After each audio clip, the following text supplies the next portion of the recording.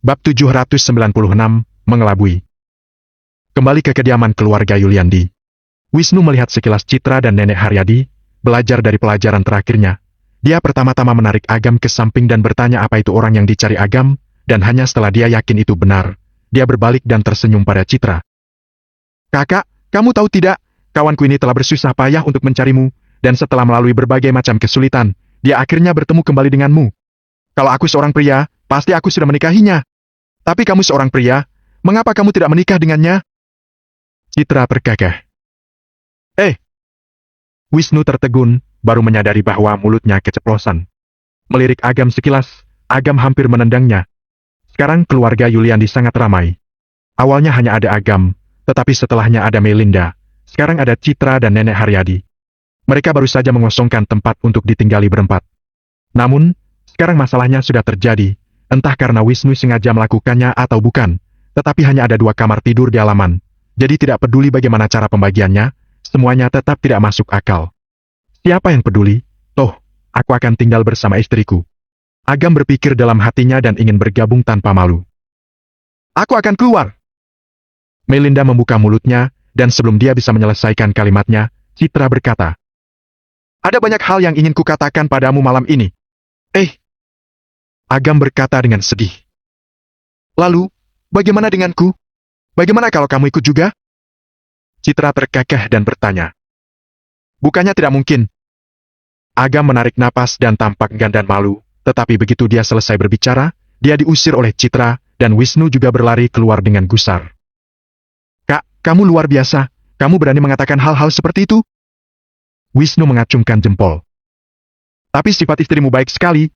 Kalau Renata melihatku membawa seorang wanita kembali, dia akan menguburku hidup-hidup." "Betul sekali. Biar ku beritahu, dia berpura-pura menunjukkannya pada kalian. Sebenarnya, dia sangat tunduk padaku secara pribadi." "Benarkah? Kamu pikir aku membual? Jangan hanya melihatku sebagai menantu yang tinggal di rumah mertua, ini disebut mengandalkan istri. Tapi, membiarkan Melinda dan istrimu tinggal di tempat yang sama. Apa kamu tidak takut sesuatu akan terjadi?" "Apa yang terjadi?" Agam tidak bisa berkata-kata. "Apa yang kamu pikirkan? Dia dan aku hanyalah teman biasa. Kami hanya bekerja sama untuk saat ini." Wisnu mengangguk, lalu berpikir. "Kak, kamu benar-benar lambat dalam memahami perasaan. Bagaimana mungkin pandangan mata perempuan itu kepadamu hanya sebagai teman biasa?" Ketika Reno menelpon, Agam ke samping untuk mengangkatnya, lalu bertanya.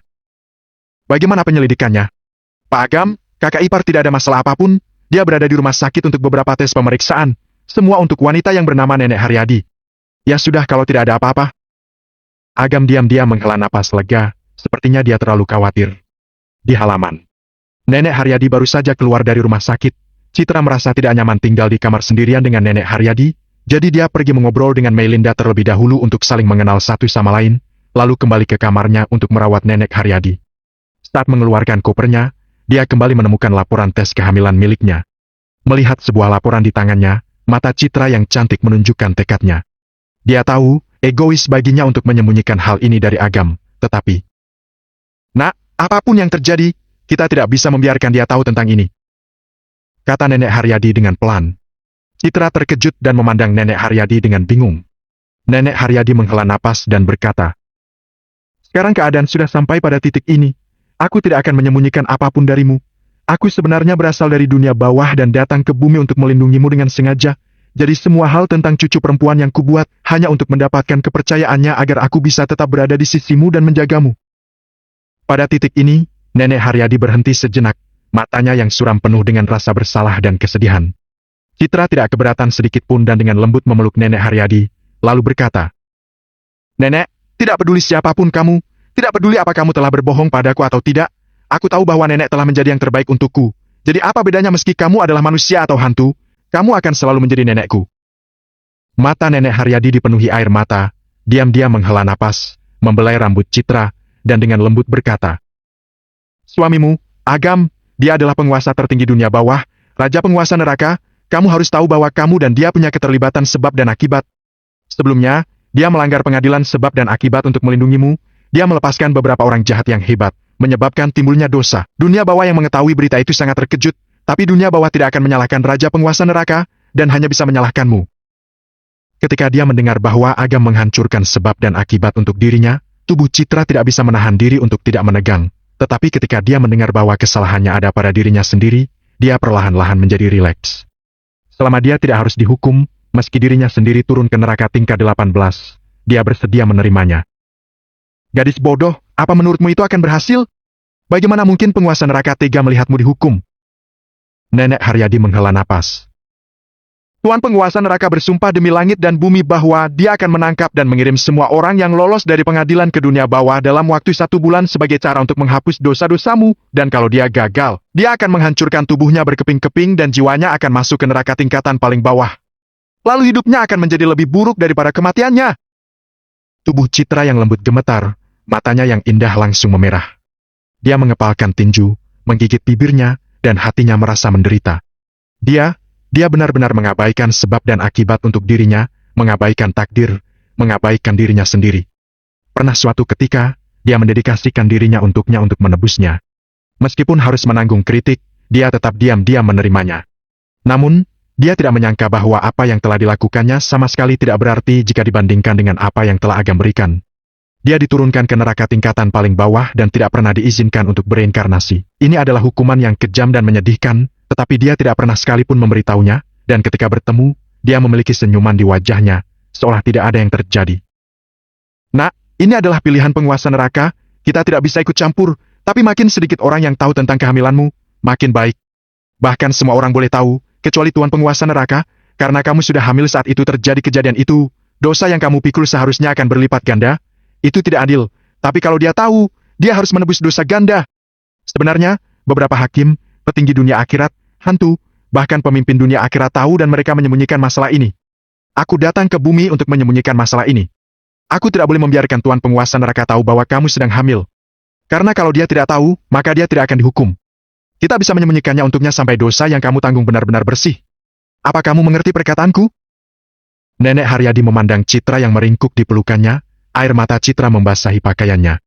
Nenek Haryadi menghela napas dengan sedih dan berkata, "Jangan berpikir untuk menebus apapun, kalau tidak, ketika kamu mencoba menebus kesalahanmu, kamu mungkin saja akan menyebabkan kesalahan yang lebih besar, hingga suatu hari kamu menyadari kalau kamu tidak bisa lagi kembali ke surga dan dosa-dosa yang kamu lakukan tidak dapat diperbaiki, maka sudah terlambat untuk menyesalinya." Mendengarkan kata-kata Nenek Haryadi, Citra teringat saat dia menawarkan dirinya kepada Agam untuk menebus kesalahannya, tanpa menyadari bahwa sifat impulsifnya saat itu telah menjadi dasar kejadian hari ini. Demikian pula, bukankah apa yang telah dilakukan Agam sebelumnya juga merupakan tindakan menebus kesalahan? Nak, kamu harus berpura-pura tidak tahu apa-apa, sembunyikan saja masalah kehamilanmu, dan biarkan semuanya berjalan apa adanya. Nenek Haryadi berkata dengan lembut. Aku tahu. Citra terisak. Astaga, kasihan kamu mengandung anaknya dan harus memilih untuk menyembunyikannya. Semua penderitaan yang datang karena kehamilan harus ditanggung olehmu. Itu pasti sulit bagimu. Tidak sulit. Apa yang dia hadapi jauh lebih sulit dariku. Nenek, aku merasa sangat sedih. Aku merasa sangat bersalah padanya. Citra tidak bisa menahan emosi yang menyakitkan di dalam dirinya. Dia memeluk Nenek Haryadi dan menangis. Ketika bercerai, dia tidak menangis. Ketika meninggalkan rumah, dia tidak menangis. Dia tidak menangis bahkan ketika hamil dan menderita. Namun, pada saat ini, dia tidak bisa lagi menahan rasa sakit di dalam hatinya. Memikirkan semua yang telah Agam lalui dalam keheningan selama ini, hatinya terkoyak oleh rasa sakit di dalam dirinya. Entah kapan, tangisannya berangsur hilang. Terlalu banyak hal yang dialami hari ini dan mengalami tekanan mental yang begitu besar. Dia sudah lelah sehingga perlahan-lahan tertidur. Nenek Haryadi membelai rambut Citra dengan penuh kasih dan memandang gelapnya malam di luar melalui jendela. Dia bergumam pada dirinya sendiri. Mereka berdua adalah dua anak, tapi dengan tubuh yang fana, mereka memegang kemampuan para dewa. Mereka telah menderita terlalu banyak, terlalu banyak. Bab 797, dua skema yang berbeda. Saat itu tepat setelah fajar, Agam tidak sabar untuk datang ke halaman, memanggil Citra untuk sarapan. Namun, melihat pintunya tertutup, dia tidak ganggu. Tidak lama kemudian, Melinda keluar dari kamar, dia langsung menatap Agam, sedikit tertegun, matanya yang indah meredup dalam sekejap. Benar, dia bukan menunggu dirinya. Selamat pagi. Agam menyapa sambil tersenyum. Melinda mengangguk lembut dan berkata, "Aku akan pergi." "Pergi? Kemana?" Agam terkejut. Aku tidak datang ke kota Yogantara untuk berlibur, tapi aku punya misi untuk dilakukan. Melinda berkata dengan perasaan yang buruk. Ragu-ragu untuk beberapa saat, dia ke hadapan Agam. Mencium aroma samar yang keluar dari tubuhnya, bercampur dengan hawa dingin yang halus, Agam bertanya dengan tatapan bingung. Apa yang ingin kamu katakan? Aku ingin mengatakan sesuatu padamu. Melinda menarik napas dalam-dalam, seolah-olah dia telah membuat keputusan besar dan berkata, meskipun aku belum mendapatkan kabar pastinya, dalam 3 hari ke depan, kepala keluarga akan memulai kembali formasi dan memulai sesuatu lagi. Kali ini akan dalam skala yang lebih besar, dan kepala keluarga secara pribadi akan memimpin sidang, jadi kamu harus berhati-hati. Agam terkejut. Ini adalah rahasia keluarga Budiono, mengapa dia mengatakan ini pada dirinya yang adalah saingan berat keluarga Budiono? Aku telah mengatakan semua yang perlu aku katakan, meskipun aku senang menghabiskan waktu denganmu beberapa hari ini dan aku juga memahami banyak hal, aku masih tetap anggota keluarga Budiono. Kalau benar-benar tiba pada hari itu, kamu tidak boleh menunjukkan belas kasihan karena aku akan menjadi orang pertama yang membunuhmu. Begitu kata-kata itu keluar dari mulutnya, sebilah es muncul dari udara dan menusuk langsung ke mata Agam. Namun, ketika itu hanya berjarak 1,5 cm dari mata Agam, tiba-tiba benda itu berhenti. Kenapa kamu tidak menghindar? Melinda berkata dengan kesal. Kita berteman, kan? Agam berkata dengan senyum tipis. Bodoh! Melinda melambaikan tangannya yang ramping, dan dinding es muncul di depan Agam begitu saja, kemudian dia menghilang. Agam melihat ke suatu arah dan tidak bisa menahan diri untuk tidak berpikir dengan keras. Setelah menghabiskan beberapa hari bersama, dia dan Melinda termasuk teman. Jika bertemu dengan keluarga Budiono, dia khawatir akan ada konflik di antara mereka. Lupakan saja, lagi pula ketika musuh datang, kita akan menghadapinya. Ketika kesulitan datang, kita akan mencari jalan keluar. Semua dipikirkan nanti. Agam menggelengkan kepalanya, mengesampingkan pikiran yang kacau, duduk di halaman dan menunggu sebentar. Tidak lama kemudian Citra keluar dari kamar. Istriku sudah bangun? Agam menyeringai. Siapa yang istrimu? Kata Citra. Dia memikirkannya untuk waktu yang lama. Meskipun dia tahu yang sebenarnya, dia harus berpura-pura tidak tahu apa-apa. Kalau tidak, Agam pasti akan mencurigai sesuatu. Dia tidak ingin membawa masalah pada Agam, meskipun dia akan menerima kritik dengan melakukan ini. Selama itu untuk kebaikan Agam, dia bersedia melakukannya. Semua orang di kota Primadona tahu bahwa aku menikah ke keluargamu. Agam tertawa.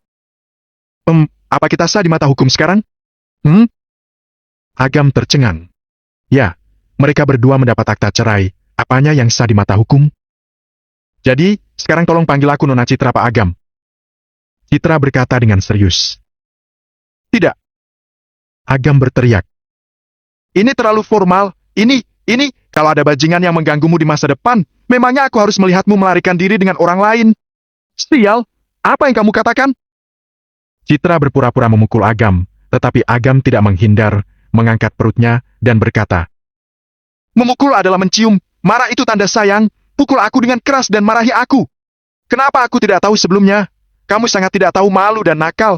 Pasti banyak gadis yang terbujuk olehmu, kan?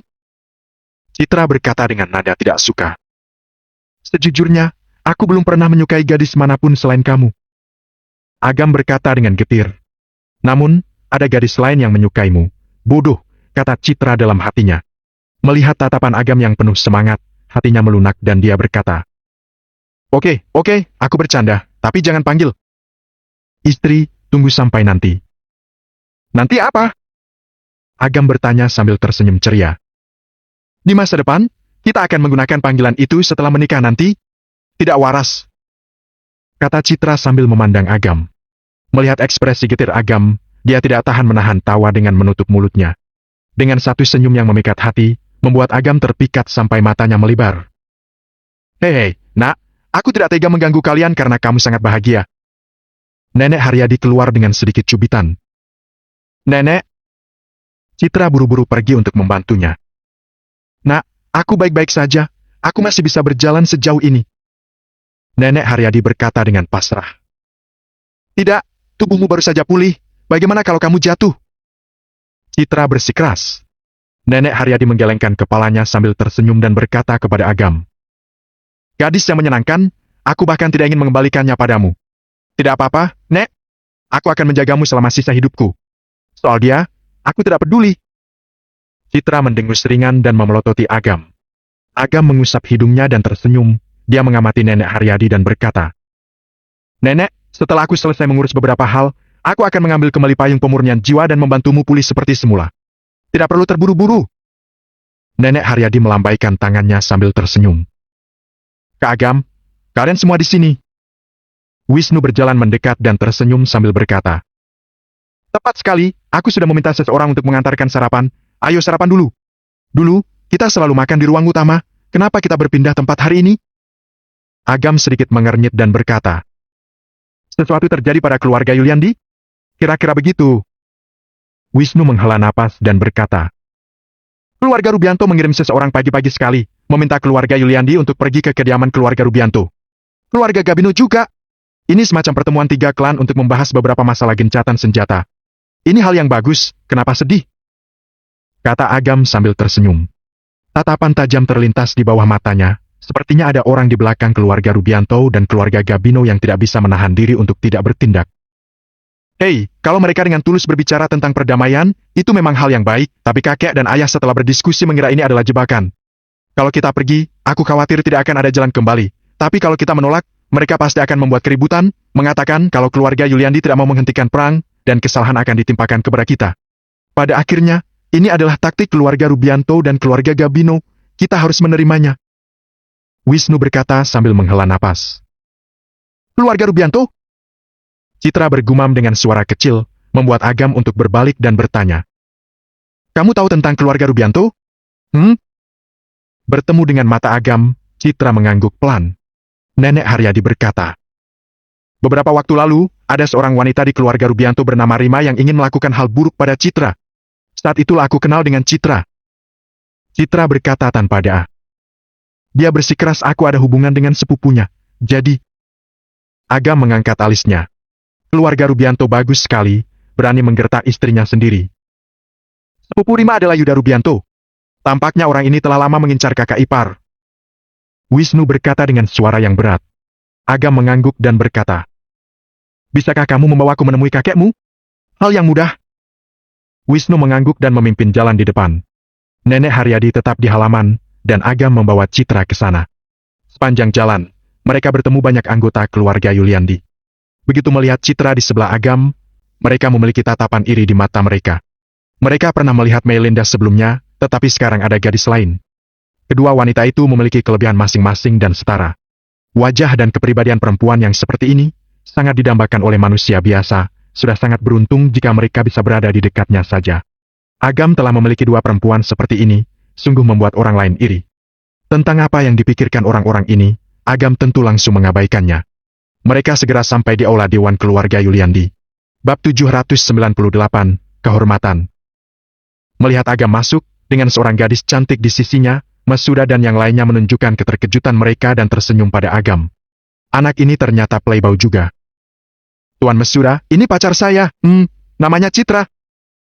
Agam teringat kata-kata Citra sebelumnya dan merenungkannya. Bagaimanapun, keduanya masih dalam keadaan bercerai. Tidak adil bagi Citra kalau dia langsung mengumumkan bahwa dia adalah istrinya. "Saya Citra, salam pada kakek sekalian," ucap Citra dengan tersenyum tipis. Meskipun dia belum pernah melihat kejadian seperti itu sebelumnya, dia juga seorang ratu perdagangan. Selain itu, dia telah mengalami beberapa masalah baru-baru ini, yang membuatnya tidak takut sedikit pun. "Bagus, silakan duduk." Masuda tersenyum dan membawa 2 kursi. Citra duduk, tetapi Agam berdiri di tempat dan tersenyum. "Tuan Masuda, saya mendengar bahwa keluarga Rubianto dan keluarga Gabino akan bertindak. Kami menerima berita ini 2 jam yang lalu, tapi mereka telah menyebarkan berita itu tadi malam, membuatnya diketahui oleh semua orang di kota Yogantara serta beberapa pasukan lokal di sekitarnya. Ini jelas memaksa keluarga Yuliandi untuk bertemu," kata Masuda sembari menghela napas. "Bagaimana menurut Anda?" Agam bertanya sambil tersenyum.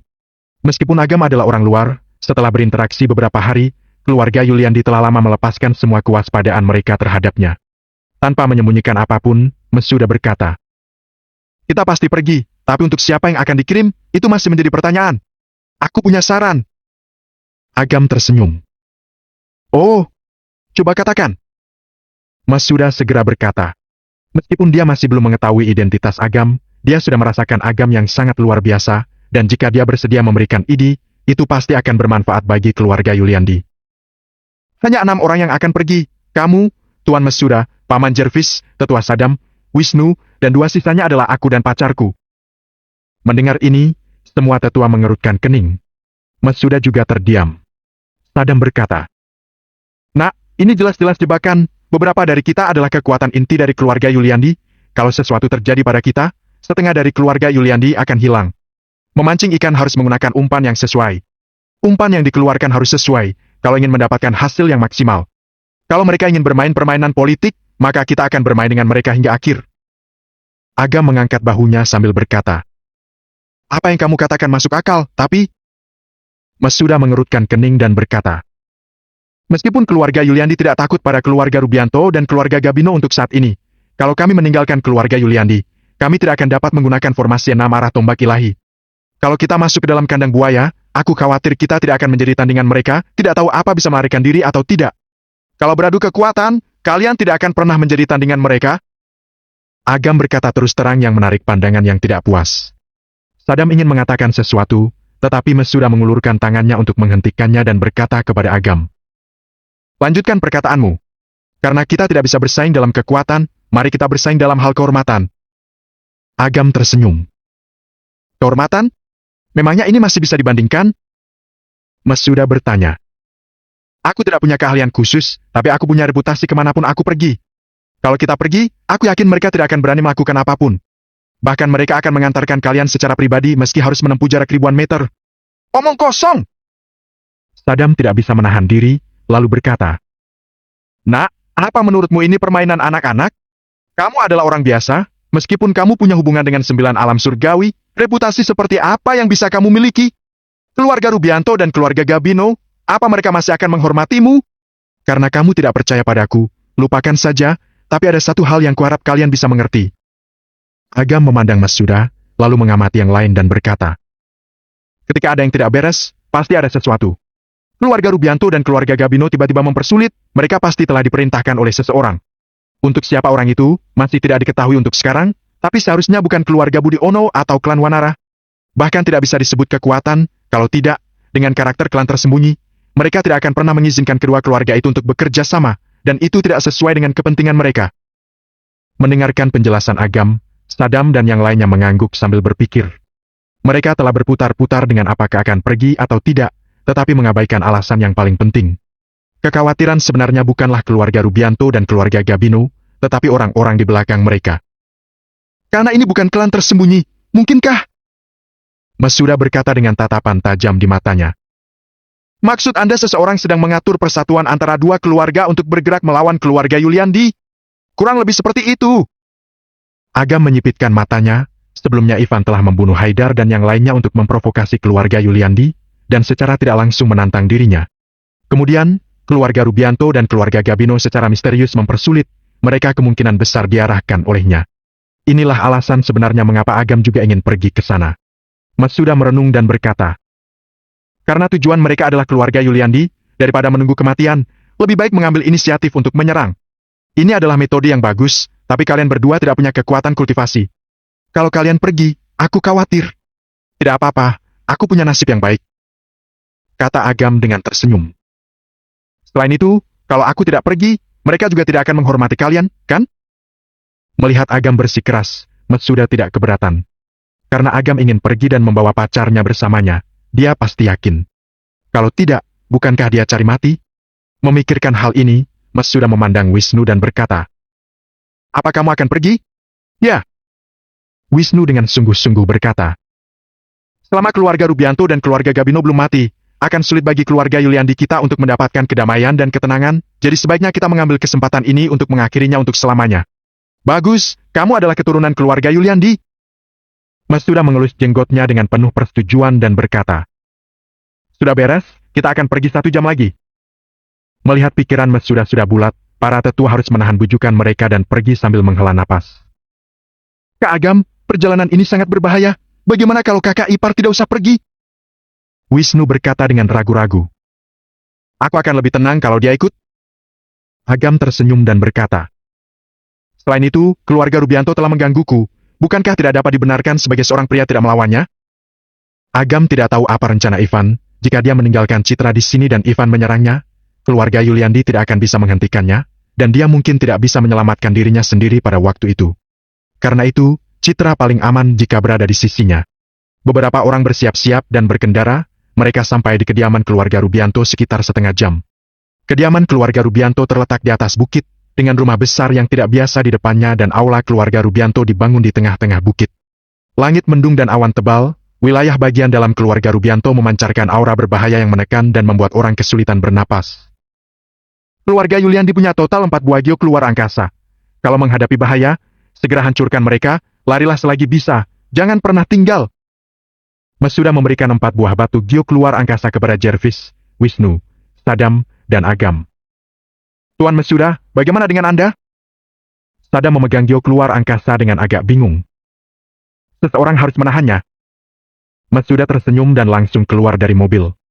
Segera setelah itu, guru utama Hendy, Hadrian, dan beberapa tetua keluarga Rubianto lainnya berjalan menemui mereka.